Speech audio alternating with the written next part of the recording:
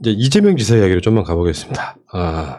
일단은 일단 화제가 됐던 게 국회의원 전원한테 병원 수술실 CCTV 설치 관심을 좀 보여달라고 편지 보냈다는 이야기.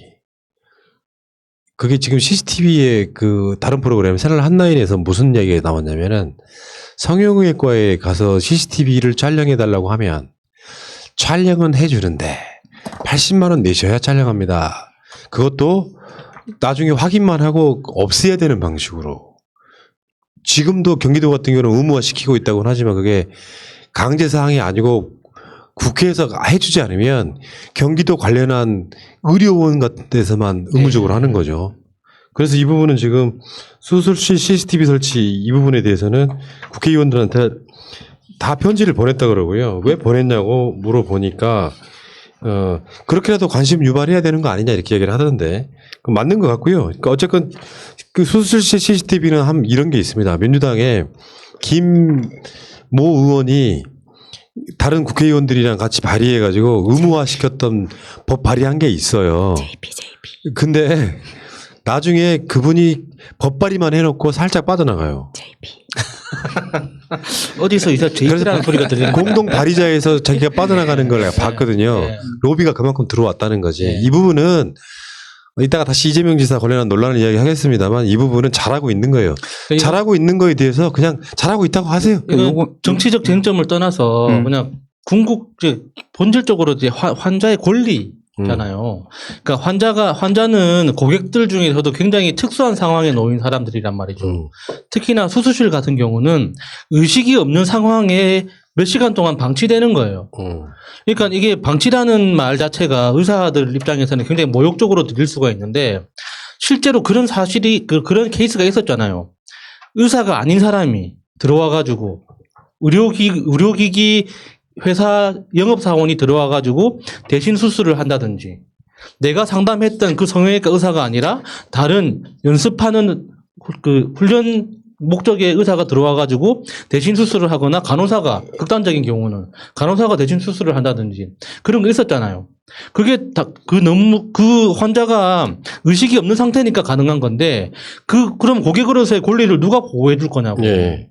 그래서 아마 제가 기억하기에 최근에 김남국 의원이 이 법을 또 발의한 걸로 아는데 생각보다 쉽지가 않습니다. 어마어마한 노비를 통해 가지고 의사 단체 최대집 빅하우스 여기서 말처럼 쉽지는 않을 거라고 생각이 드는데 어쨌건 이건 됐으면 좋겠고 요거는 정파적 문제가 아니잖아요.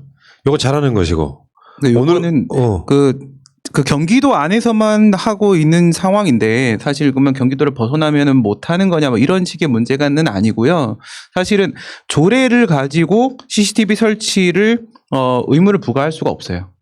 그러니까 지방자치법 22조 단서에 보면 의무 부과나 권익 제한에 대한 문제는 반드시 법률의 근거가 있어야 되거든요. 그래서 지금 국회에다가 이렇게 이재명 지사 노력을 하는 게 CCTV를 조례 가지고 해결할 수 있는 문제가 못 되기 때문에 국회가 좀 맡아달라. 그렇죠. 이런 그러니까 얘기를 하는 경기도 의료원 같은 여러 가지 병원들이 있잖아요. 뭐 안성에도 있다 그러는데 그런 데는 의무적으로 설치해 일단은.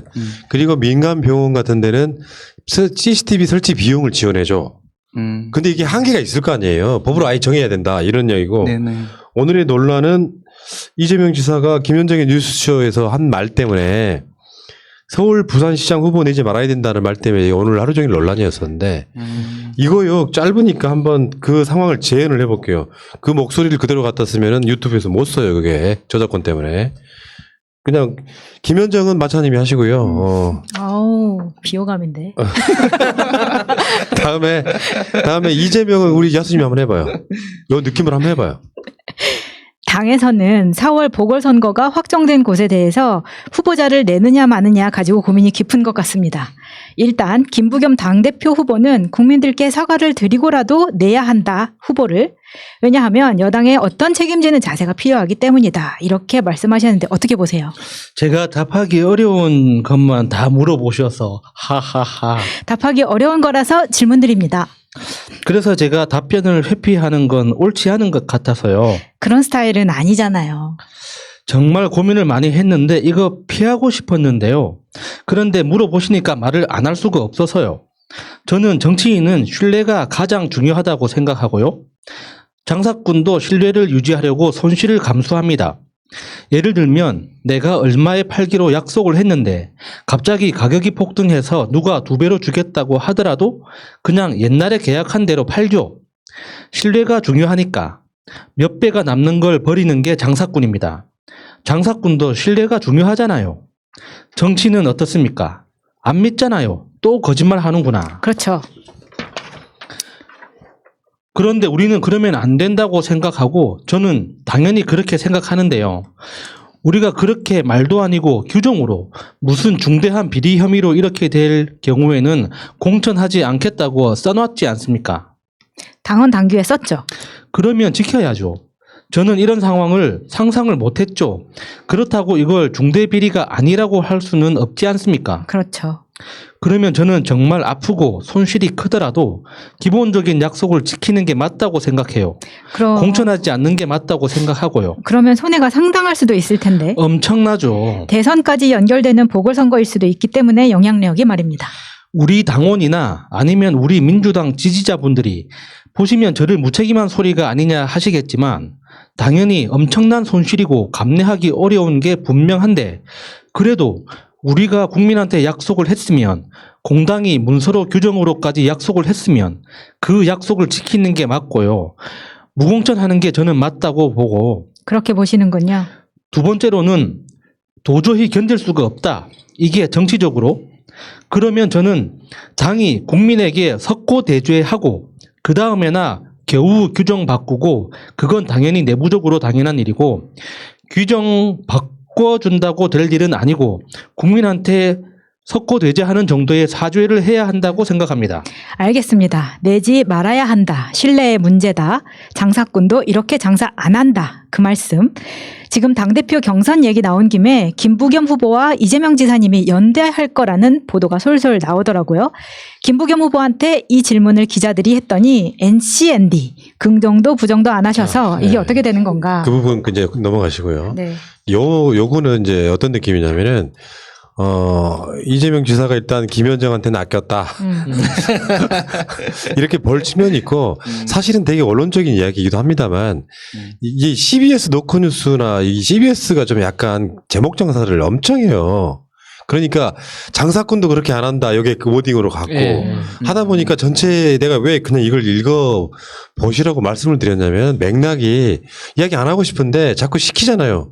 근데 정치인이라고 하는 것이 이 부분에서 이게 지금 그 문제잖아요. 당헌 당규에 이제 우리 쪽의 비리 등의 과실로 이 지자체장이 이제 고리가 됐을 때는 내지 않는다라고 그 규정이 돼 있는데 이야기 맥락은 돼 있는데 여기에 일단 기본적으로 그 약속을 지키는 게 일단 맞고 근데 너무 중요해서 이 선거가 너무 중요해서 그걸 바꿔야 된다고 하면 지금 어차피 8월 달에 있는 8월 말에 전당대회에서 이 규정을 바꿀 거예요.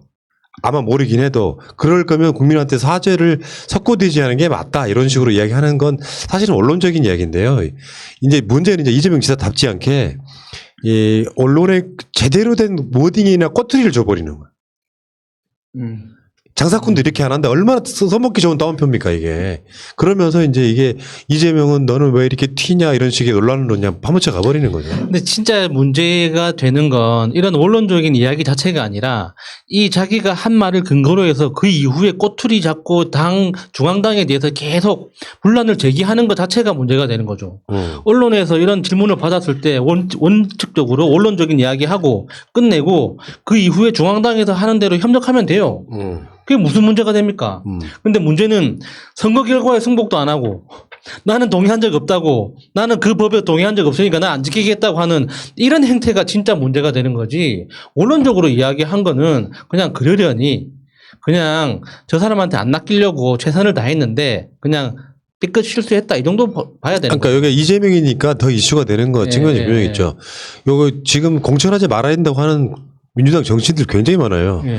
다 잊혀지고 이재명이니까 이게 더 중요한 이슈가 돼버리고 표현상에 이제 몇 가지 단어를 가져와서 장사꾼도 이렇게는 안 한다. 민주당은 그러니까 내가 봤을 때 김현정 뉴스쇼는 솔직히 말해 진짜 아예 안 듣는 방송이거든요. 저도요.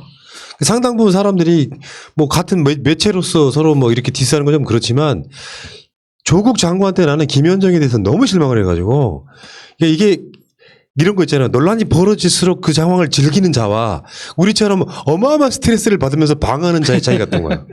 네. 그래서 막 어떤 가치도 없이 막 조국 때리고 막 하는 그런 방송에 꾸역꾸역 나가서 인터뷰하고 논란이 만들어지고 하는 것들을 볼 때마다 민주당 정치인들 거기 나가지 마. 그러니까 나가지 마세요. 장사 속으로만 막 해먹고 마치 이게 대단히 합리적인 방송인 것처럼 보이지만 내가 봤을 때는 아니거든요. CBS도 완전 맛이 갔어 지금. 근데 이 인터뷰는 사실 원래 평소에 이재명 지사의 모습을 생각을 해보면 약간 스텝이 꼬였다. 이런 느낌을 분명히 주기는 줘요. 그런데 법률가들이 보통 답변을 할 때 그냥 원래 원칙을 먼저 던지고 그 다음에 예외 상황에서는 이렇게 합니다라고 설명을 하는 방식을 쓰거든요. 그러니까 원칙적으로는 당연히 당원에 따라서 무공천으로 가는 게 맞고, 하지만 당원들의 동의가 있고 국민들이 인정을 해주고 한다라면 거기다 이제 석고대죄라는 것을 살짝 올려놓은 것밖에 없고요. 예외적 상황이 충분히 존재할 수 있다라고 얘기를 한 것이기 때문에 크게 문제될 부분은 아닌 것 같은데, 뭐 제목 장사에서 좀 그런 그러니까 부분인 김현정이 것 좀 같아요. 어떤 네. 캐릭터냐면은 이 사람한테 어떤 워딩이 나오잖아요.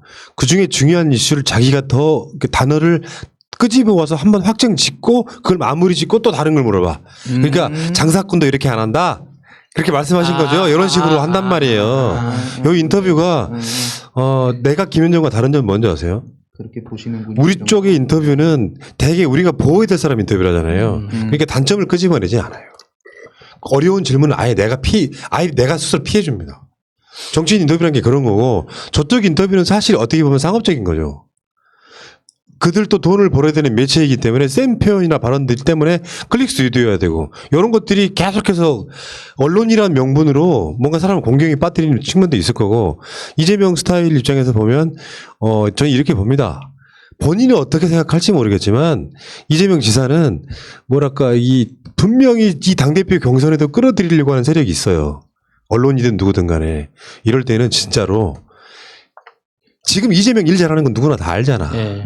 그러니까 이런 방식의 논란을 스스로 저는 안 만들었으면 좋겠어요.